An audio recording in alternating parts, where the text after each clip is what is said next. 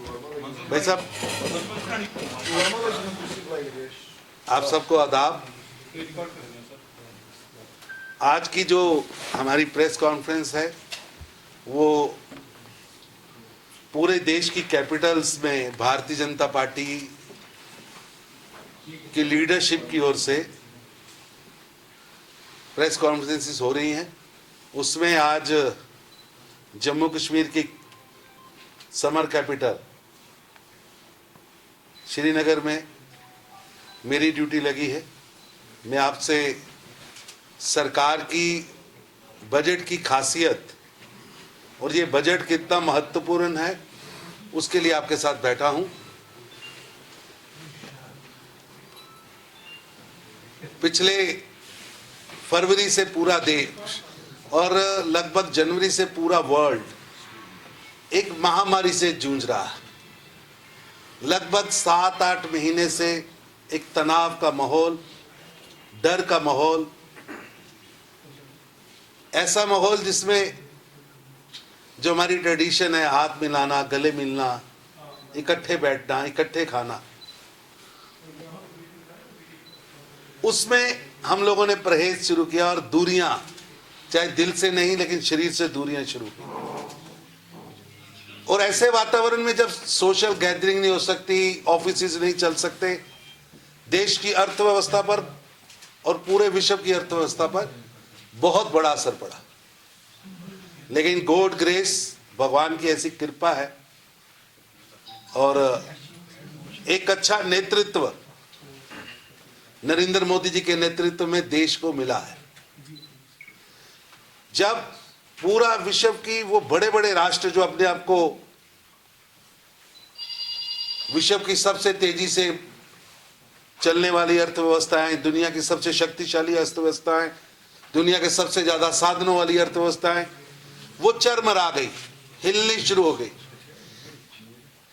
और अपने देश में भी कुछ लोगों ने नेगेटिव प्रचार शुरू किया। ऐसे में आपको याद होगा, आज से 4 महीने पहले भारत के प्रधानमंत्री श्री नरेंद्र मोदी जी सामने आए थे।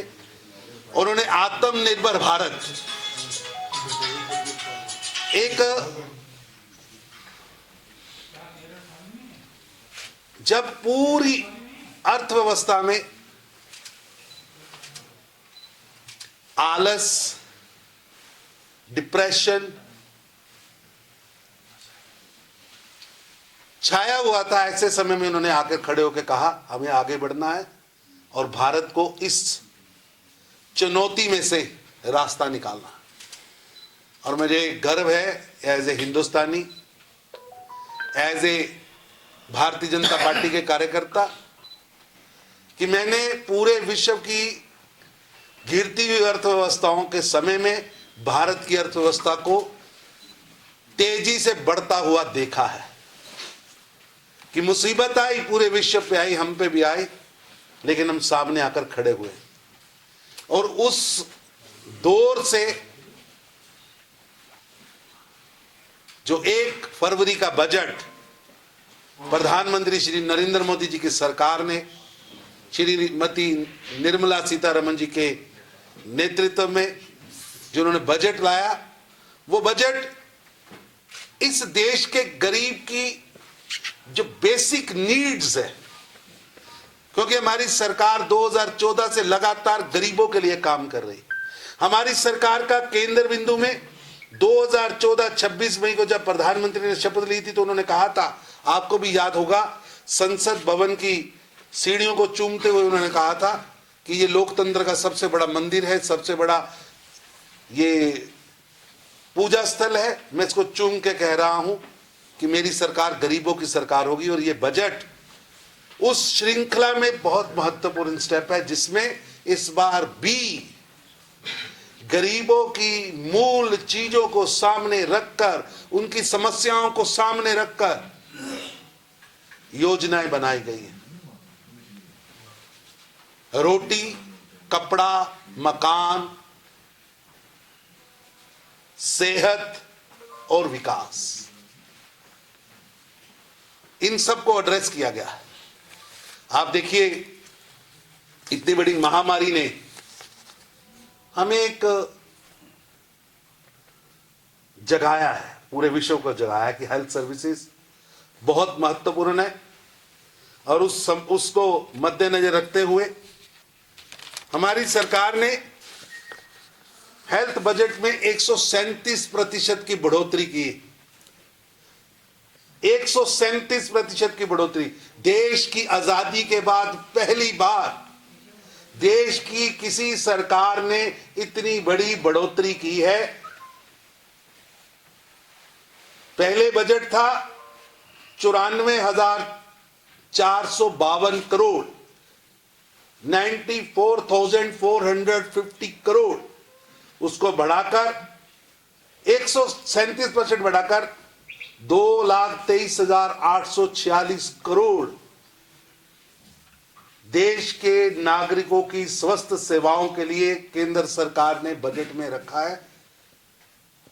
ये बहुत बड़ा फैसला है, सराहनीय फैसला है। इसका सबसे ज्यादा फायदा इस देश के गरीब को होने वाला है। इस देश के गरीब की जिंदगी, जैसे हम कहते थे कि भगवान के हाथ है, हाथ तो अब भी भगवान के हैं, लेकिन दुआ के साथ दुआ देने वाले लोग भी होंगे। भारतीय जनता पार्टी एक मजबूत राजनीतिक दल है, दुनिया की सबसे बड़ी पार्टी है, हमारा अपना संगठन है और हम अपने संगठन के बल पर ही आगे बढ़ रहे हैं। इसी तरह यहाँ पर कई पार्टियाँ हैं, कोई अपनी है, कोई पराई है, पार्टियाँ बहुत हैं। इन पार्टियों को अपना काम करना है। हमारी एग्जिस्टेंस बहुत थोड़ी हुई है, हम 3 सीटें जीते हैं, अभी हम शुरुआत की है। आने दीजिए, आवाम का और आपका आशीर्वाद मिलेगा। आने वाला विधानसभा चुनाव में हम यहाँ अच्छा काम भी करेंगे और तब तक हमारे लिए मौका है, हम लोगों को करके दिखाएंगे और निश्चित रूप से लोग हमें आशीर्वाद देंगे। जम्मू कश्मीर की जनता के हर नागरिक की चिंता प्रधानमंत्री नरेंद्र मोदी जी के एजेंडे पर है। हम नागरिकों के अधिकार, नागरिकों के पालन पोषण, नागरिकों की संपत्ति, नागरिकों के कल्चर, यहाँ की भाषा, यहाँ का कल्चर, यहाँ का जो इंफ्रास्ट्रक्चर है, उसका संरक्षण भी हमारे एजेंडे में है। हम किसी भी सूरत में यहाँ के कल्चर को, यहाँ की भाषा को खराब नहीं होने देंगे। जो डर लोगों के मन में झूठा क्रिएट किया गया है, वो डर झूठा है। मैं फिर दोहरा रहा हूँ, नरेंद्र मोदी जी का सपना है कि कश्मीर, श्रीनगर को हैदराबाद, मुंबई, बेंगलोर, दिल्ली की तरह ही चलना है, हाई स्पीड। क्यों नहीं बन सकता मेरा कश्मीर आईटी हब? मेरा कश्मीर क्यों नहीं सर्विस सेक्टर बन सकता?